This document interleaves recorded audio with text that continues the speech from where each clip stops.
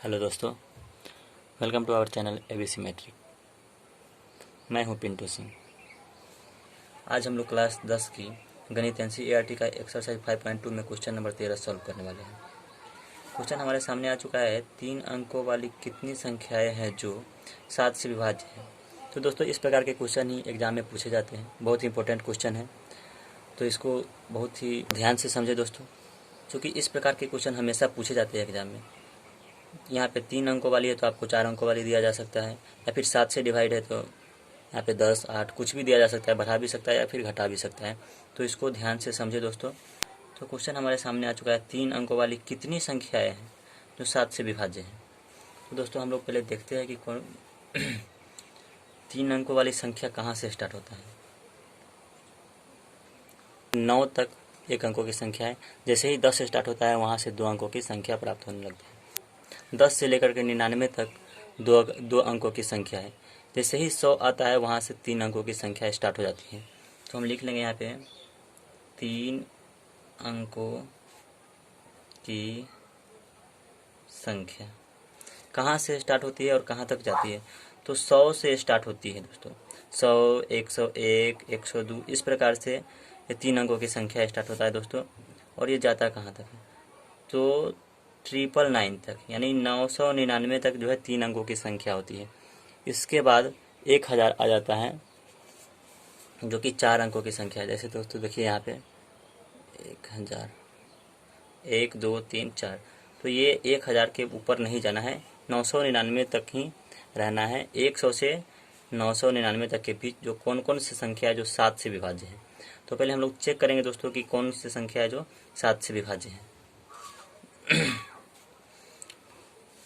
तो यहाँ पे हम करके देखते हैं दोस्तों, 7 से विभाज्य संख्या।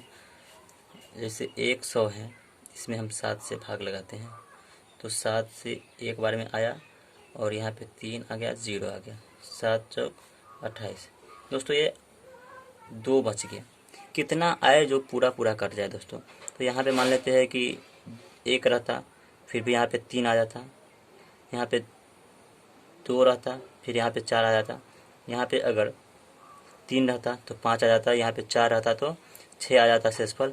और अगर यहाँ पे 5 रहता तो शेषफल नहीं आता, क्योंकि पूरा पूरा जो है 7 से डिवाइड हो जाता दोस्तों। यहाँ पे 7 बचे 35 हो जाता है यहाँ पे। तो ये इस प्रकार से प्रथम पद जो है वो हमको 105 प्राप्त होगा दोस्तों।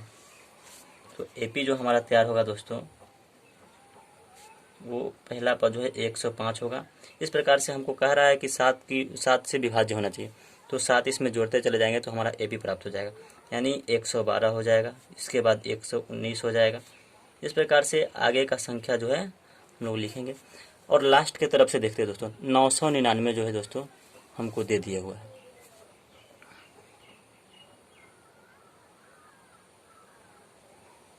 दोस्तों 999 दिया हुआ है। इस प्रकार से हम इधर से चेक करते हैं, 999 में 7 से भाग लगता है कि नहीं। 7 से 999, तो एक बार में 7 आ जाएगा, फिर 2 हो जाएगा, फिर 9 उतरेगा, तो 7 चौक 28, 1 और 9, यानी 7 दूना 14। दोस्तों 9 में से 4 गया 5, यहाँ पे 5 शेषफल आ गया दोस्तों। तो इसमें अगर मान लेते हैं इससे आगे तो जाना नहीं, तो इससे कम आ जाएगा। 98 होगा तो यहाँ पे 4 शेषफल आ जाता, 97 होता तो फिर 3 शेषफल आता, 96 होता तो 2 शेषफल आता, और 95 होता तो 1 शेषफल आता। लेकिन 94 आएगा तो ऐसे ही 7 से डिवाइड हो जाएगा, यानी कट जाएगा। तो इस प्रकार से लास्ट टर्म जो होगा हमको दोस्तों 994 होगा। इस प्रकार से हमारा एपी जो है तैयार हो गया। तो एपी का जो है प्रथम पद इस प्रकार से यहाँ पे हम लिख देते हैं। प्रथम पद जो है 105 हो जाएगा। सार अंतर जो है डी बराबर हमको 7 का अंतर है तो 7 ही होगा। और ए एन बराबर जो है हमको प्राप्त हो गया 994। तो यहाँ पे हम लोग सूत्र लागू करेंगे दोस्तों, यानी ए एन बराबर हमको दे दिया है 994। ए एन का सूत्र जो होता है a plus n minus 1 into d बराबर 994 है, तो 994 लिख देंगे। ए का मान जो है दोस्तों हमको अभी यहाँ पे प्राप्त हुआ है 105, तो 105 लिख देंगे प्लस n-1 इंटू डी का मान जो है दोस्तों 7 है बराबर 994। ये प्लस में ट्रांसफ़र करेंगे बराबर के उस साइड तो माइनस में हो जाएगा, यानी n-1 इंटू 7 बराबर 994 माइनस 105। घटाने पर दोस्तों ये हमको 889 दे देगा दोस्तों, यानी 889।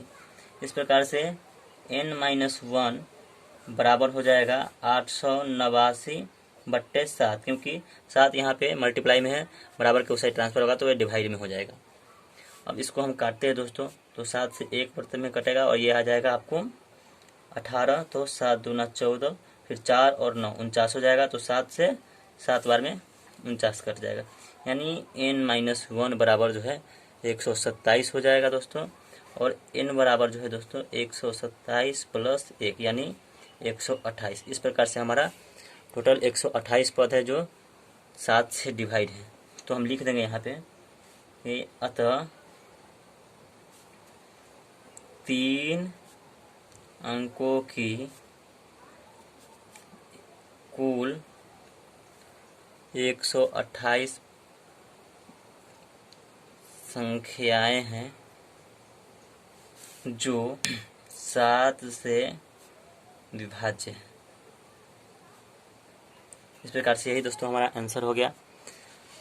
एक बार हम फिर से समझ लेते हैं दोस्तों। देखिए यहाँ पे कह रहा है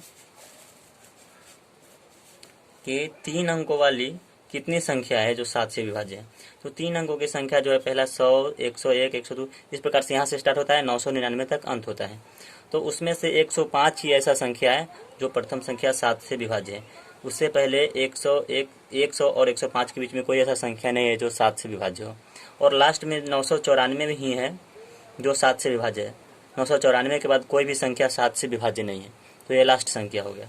तो इस एपी का जो है प्रथम पद जो है ए हो गया, ये डी जो है सार्वंतर हो गया, जो 7 का अंतर है तो इसको हम डी मान ली। ए एन बराबर जो है 994। अब यहाँ पे हम लोग सूत्र लगाते हैं दोस्तों। ए एन बराबर 994 दिया है। ए एन का सूत्र जो है a plus n minus 1 into d होता है। तो ए एन के जगह पे ये सूत्र लिख दिए और ये हमारा दिया हुआ है तो ये भी लिख दिए। अब यहाँ पे ए का मान 105 दिया हुआ है जो कि हम लिख दिए हैं। एन का मान पता नहीं तो एन लिख दिए -1, और डी का मान जो है 7 प्राप्त हुआ तो 7 लिख दिए। अब यहाँ पे एन का मान लिख दिया, n-1 गुने 7 बराबर 994, और ये 105 ट्रांसफ़र होगा बराबर के उस साइड तो माइनस में हो जाएगा, और घटाने के बाद इतना प्राप्त हो जाएगा। n-1 बराबर ये 7 गुना में है, बराबर के उस साइड ट्रांसफ़र होगा तो ये बट्टे में चला जाएगा, यानी कट करके 127 दे देगा। n-1 बराबर 127 हो जाएगा, तो n बराबर 127 और ये -1 जो है ट्रांसफ़र होकर के प्लस में हो जाएगा, यानी 128 हो जाएगा। तो यही हमारा पूरा n का मान हो गया। तो यही लिखे हैं, अतः 3 अंकों की कुल संख्या 128 है जो 7 से विभाज्य है। तो दोस्तों उम्मीद है कि हमारे द्वारा किया गया सॉल्यूशन आपको पसंद आया होगा। तो वीडियो को लाइक कीजिए, कमेंट कीजिए और शेयर कीजिए, और हमारे चैनल को सब्सक्राइब कीजिए और घंटी का बटन दबाइए ताकि अगला वीडियो सबसे पहले आप तक पहुँचे। धन्यवाद।